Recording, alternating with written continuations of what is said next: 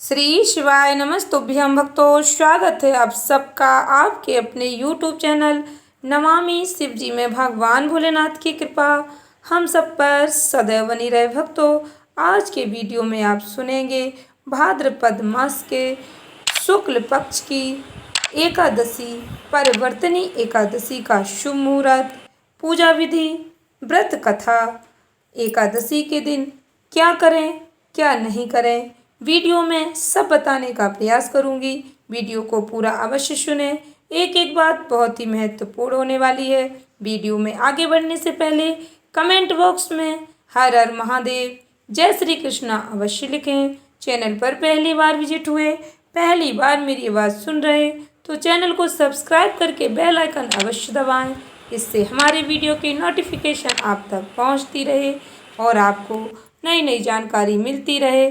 भक्तों, सनातन धर्म में एकादशी व्रत का विशेष महत्व बताया गया है। सभी भक्तों को परिवर्तनी एकादशी व्रत की हार्दिक शुभकामनाएं। भगवान लक्ष्मी नारायण की कृपा आप सब पर सदैव बरसती रहे।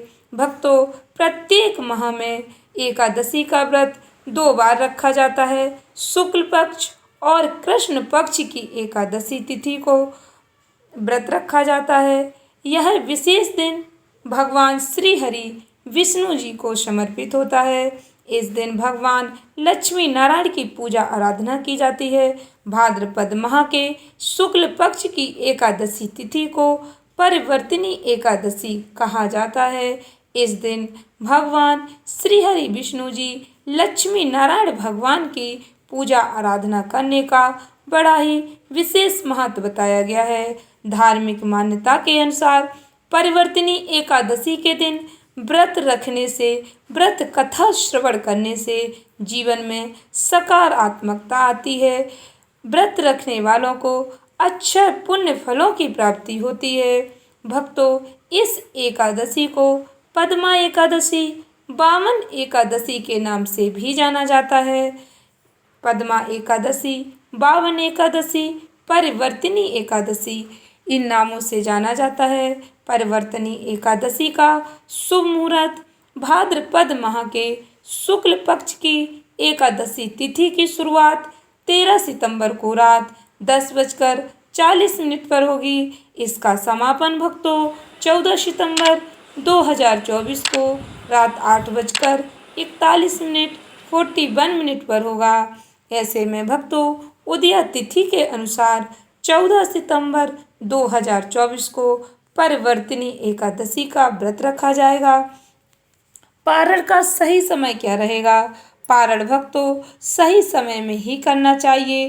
पारण यानी व्रत खोलने का शुभ मुहूर्त व्रत 15 सितंबर 2024 को 6:06 से लेकर सुबह 8:34 तक किया जा सकेगा। पारण का समय एक बार फिर से सुन लें। 15 सितंबर 2024 को सुबह 6:06 से लेकर 8:34 के बीच आप पारण कर सकते हैं। परिवर्तनी एकादशी की पूजा विधि।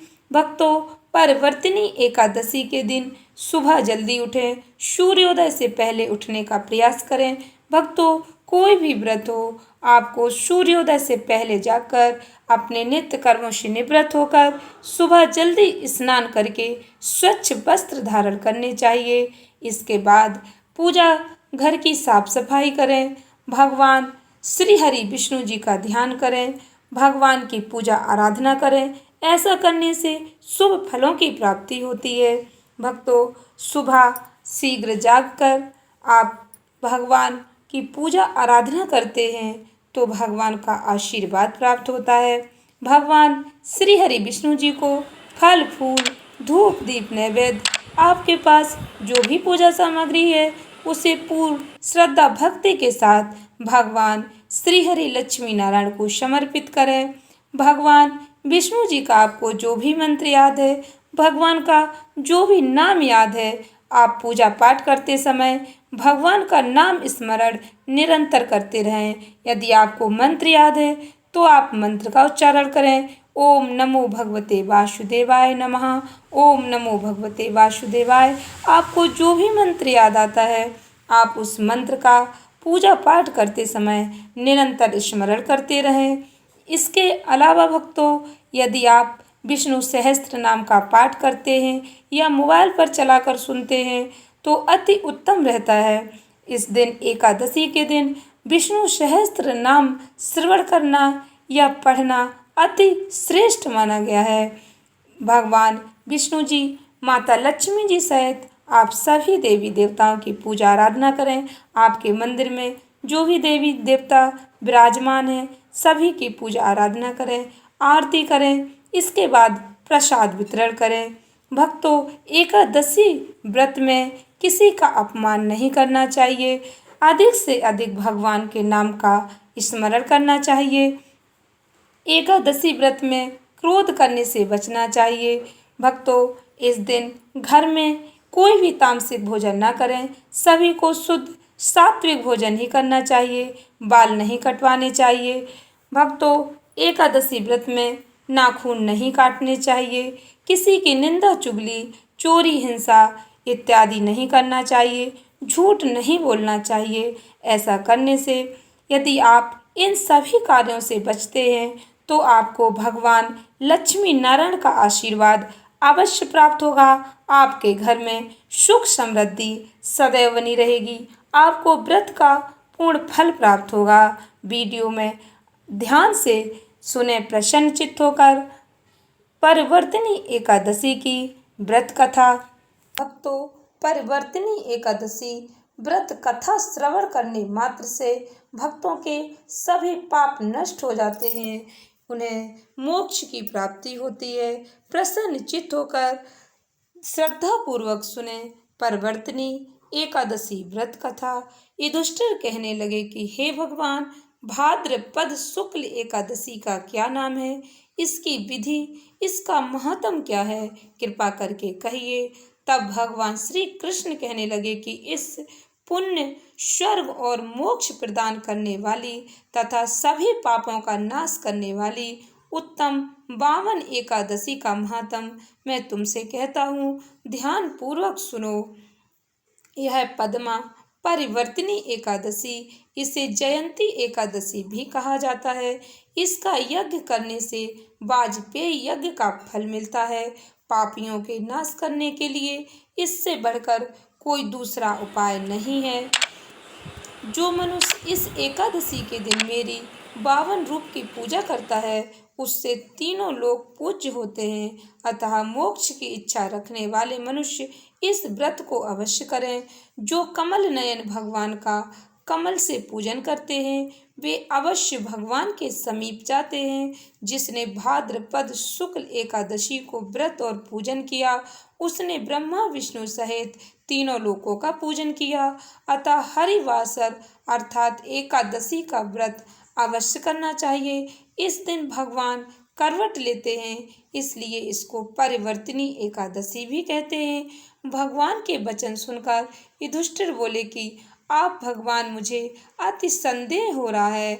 आप किस प्रकार सोते और करवट लेते हैं तथा किस तरह राजा बलि को बांधा और 52 रूप रखकर क्या क्या लीलाएं की, चातुर्मास के व्रत की क्या विधि है तथा आपके शयन करने पर मनुष्य का क्या कर्तव्य है, सो सब आप मुझसे विस्तार से कहिए। श्री कृष्ण कहने लगे कि हे राजन, अब आप सब पापों को नाश करने वाली कथा का श्रवण करें। त्रेता युग में बलि नामक एक दैत्य था। वह मेरा परम भक्त था। विविध प्रकार के वेद सूक्तों से मेरा पूजन किया करता था और नित्य ही ब्राह्मणों का पूजन तथा यज्ञ के आयोजन करता था। लेकिन इंद्र से द्वेष के कारण उसने इंद्रलोक तथा सभी देवताओं को जीत लिया। इस कारण सभी देवता एकत्र होकर सोच विचार कर भगवान के पास गए। बृहस्पति सहित इंद्रादिक देवता प्रभु के निकट जाकर नतमस्तक होकर वेद मंत्रों द्वारा भगवान का पूजन और स्तुति करने लगे। अतः मैंने 52 रूप धारण करके 5वां अवतार लिया और फिर अत्यंत तेजस्वी रूप से राजा बलि को जीत लिया। इतनी वार्ता सुनकर राजा युधिष्ठिर बोले कि हे जनार्दन, आपने 52 रूप धारण करके उस महाबली दैत्य को किस प्रकार जीता? श्री कृष्ण कहने लगे, मैंने 52 रूपधारी ब्रह्मचारी बलि से 3 पग भूमि की याचना करते हुए कहा, ये मुझको 3 लोक के समान है और हे राजन, यह तुमको अवश्य ही देनी होगी। राजा बलि ने इसे तुच्छ याचना समझकर 3 पग भूमि का संकल्प मुझको दे दिया और मैंने अपने त्रिविक्रम रूप को बढ़ाकर यहाँ तक कि भूलोक में पद, भुवलोक में जंघा, स्वर्गलोक में कमर, महलोक में पेट, जनलोक में हृदय, यमलोक में कंठ की स्थापना कर सत्यलोक में मुख, उसके ऊपर मस्तक स्थापित किया। सूर्य, चंद्रमा आदि सब ग्रह, गण, योग, नक्षत्र, इंद्रादिक देवता और शेष आदि सब नागगणों ने विविध प्रकार से वेद सूक्तों से प्रार्थना की। तब मैंने राजा बलि का हाथ पकड़कर कहा कि हे राजन, एक पद से पृथ्वी, दूसरे से स्वर्गलोक पूर्ण हो गए, अब तीसरा पग कहाँ रखूं? तब बलि ने अपना सिर झुका लिया और मैंने अपना पैर उसके मस्तक पर रख दिया, जिससे मेरा वह भक्त पाताल को चला गया। फिर उसकी विनती और नम्रता को देखकर मैंने कहा कि हे बलि, मैं सदैव तुम्हारे निकट ही रहूंगा। विरोचन पुत्र बलि से कहने पर भाद्रपद शुक्ल एकादशी के दिन बलि के आश्रम पर मेरी मूर्ति स्थापित हुई। इसी प्रकार दूसरी क्षीर सागर में शेष नाग के षष्ठ पर हुई। हे राजन, इस एकादशी को भगवान शयन करते हुए करवट लेते हैं, इसलिए तीनों लोकों के स्वामी भगवान विष्णु का उस दिन पूजन करना चाहिए। इस दिन तांबा, चांदी, चावल और दही का दान करना अति श्रेष्ठ है। रात्रि को जागरण अवश्य करना चाहिए। जो विधि पूर्वक इस एकादशी का व्रत करते हैं वे सब पापों से मुक्त होकर स्वर्ग में जाकर चंद्रमा के समान प्रकाशित होते हैं और यश पाते हैं। जो पापनाशक इस कथा को पढ़ते हैं या सुनते हैं उनको 1000 अश्वमेध यज्ञ का फल प्राप्त होता है। आशा करती हूँ वीडियो अच्छी लगी होगी, उपयोगी लगी हो, तो इस ज्ञानवर्धक वीडियो को अधिक से अधिक भक्तों में शेयर अवश्य करें और भगवान का आशीर्वाद प्राप्त करें। धन्यवाद भक्तों। श्री शिवाय नमस्तुभ्यं।